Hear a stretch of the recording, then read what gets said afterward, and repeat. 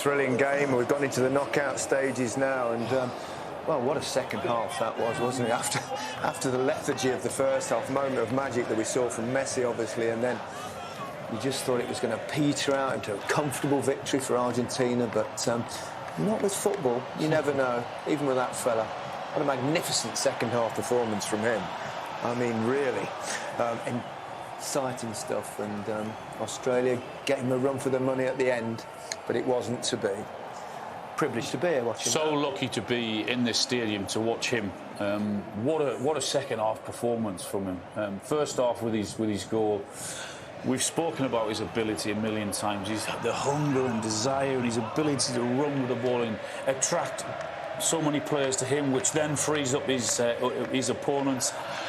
I mean, the story is him, but what a performance from Australia as well to come back into the game. I mean, that sort of epitomises what they've done in this tournament. Lucky goal, but they give it a right good goal towards the end there. I mean, it could have if it wasn't for a fantastic save.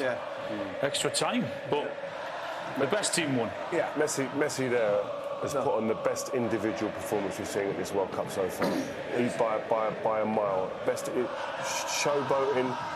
Laying charges on a plate for teammates. He kept missing them. He kept missing, and he was going back again. I'm going to get him on the score sheet, and then it was just doing. The crowd were just. It was almost like godlike after every single thing he done. Yeah, it was just crazy. And we were as much looking at the pitch as looking at the fans after everything he'd done, because the reaction of the fans, I've not seen anything like this. Pablo, your heart was beating. Your heart was beating. So pleased and so happy for the boys, of Messi and everyone, Scaloni as well. Well done. Well played tonight, and having this number 10 in the team makes everything a lot easier for everyone. So.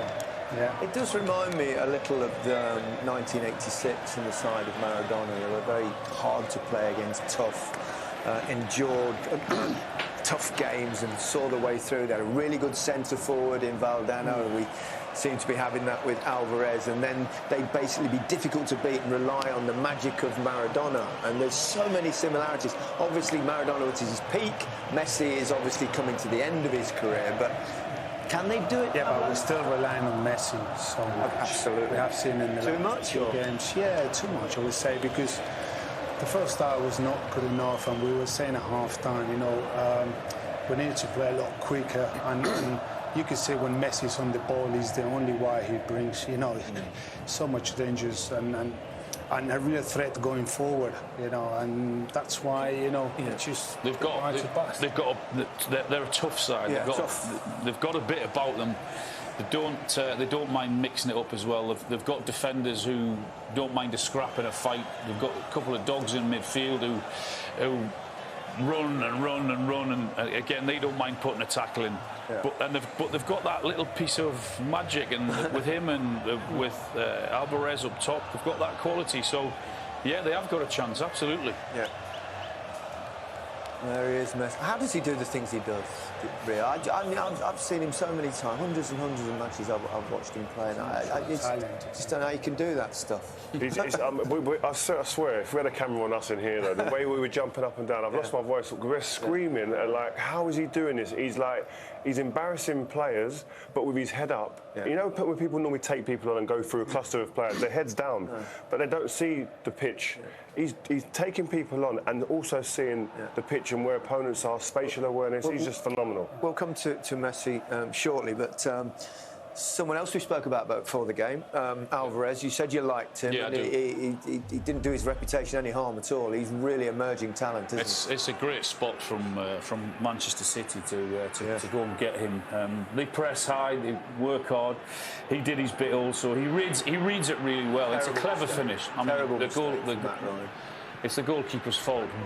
I really like him. I think he offers something different for them in terms of that relationship that he has with Messi, because he's the one that's going to run in behind.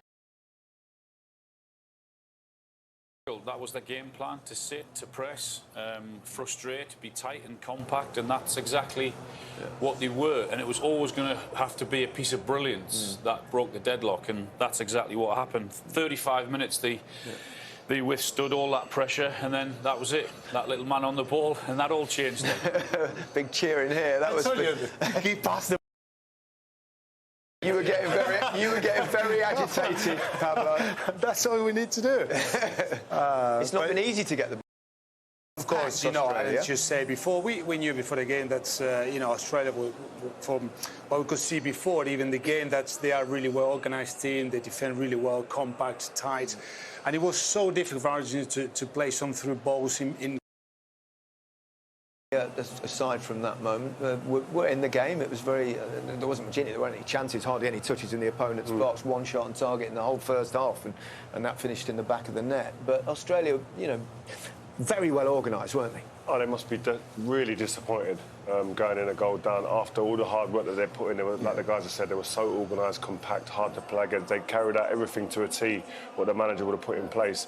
But like I said before the game, when Messi's on that pitch, you can set up how you want for him and for his team. He will find a way at some point, and he did beautifully today. I must admit, I was getting a little concerned about what kind of analysis we would do at half-time, what we're going to talk about, because after 35 minutes. And I even saw a post on social media, it was actually from Danny Baker, and he was saying there are 9 countries in the world that start with an A and end with an A, and 2 of them are playing in this game, and I was thinking maybe we could just try and guess the other 7 to fill the time. But in the end, we were saved by him again.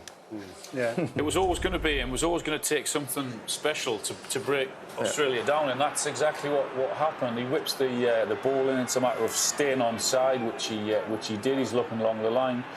Then how many times you've seen that he move the ball, and that's it. The move, how quick they move the ball. He does. Yeah. Then he goes. Then he gets it back, and it's a really clever finish through the legs of the defender, and the keeper's got no chance. Just phenomenal, isn't it, really? It's classic Messi, when he got into those spaces there. He always find a way to have a shot, and just through the legs. Side foot as well, no blasting. We actually forget, but he pressed before the free kick. He won the ball by pressing high and winning a throw-in. I think he was getting as agitated as you were in here, Pablo, and he suddenly thought, we need to do something about this. It's ridiculous. Yeah. Possible. I think the great thing about him, when you see him in those situations, he doesn't ever get flustered or panic. He doesn't get rushed. He's so calm. It was a slow little side foot into the bottom corner. Some of his play in the first 34 minutes. I mean, his touch looked as if it was off. He was walking around very casually and not really getting involved in the game.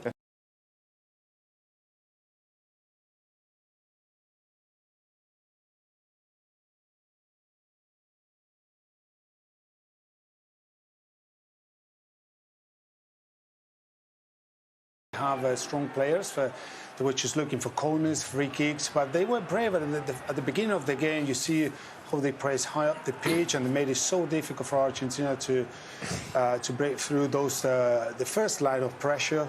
Very compact and working so hard for each other as well. Yeah, I have to say they've been good. This was in the early part of the game when they actually were pressing high, and then all of a sudden, because Argentina, as you'd expect, had more of the ball, getting further towards it, and that's what they had to face.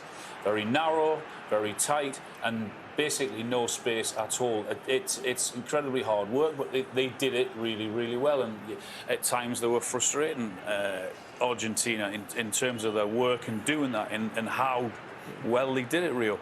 This is where we were talking, I think they missed Di Maria. They haven't really got a player outside of Messi, if he's not getting the ball, who's going to beat someone 1v1, who's going to go at somebody and change the dynamic and rhythm of the game. And that's in them situations, you need that. Spread the pitch wide, create 1v1s or overloads out wide, but they just don't find to do that. We talked, didn't we, before the game about how do you play against Messi? Do you perhaps try play man for man? But what they've done is clearly try to crowd him out. And it was working for most of the game. Yeah, we were sitting up here saying he's got to be subbed at half-time. He's out there. But they've done a really, really good job. And again, the job of dealing with Messi isn't a one-man job. I don't think there's not a single player who can do it for 90 minutes because he's so elusive, he's so intelligent with his positions. And here again, you see every time he gets it, you see it's the trigger. Get people around him, everyone comes alive. You can't shut down concentration whenever he gets on the ball, especially in those areas between the lines. And here, if it's not one, it's not two, it's 3 guys all being aware and ready to switch on and make it difficult. He wasn't getting that much joy, was he? And that was great credit to the way they closed him down and marked him and didn't give him any space. But that's really, really difficult to do that. When you see Messi go down injured like that, Pablo, and it must make you go... because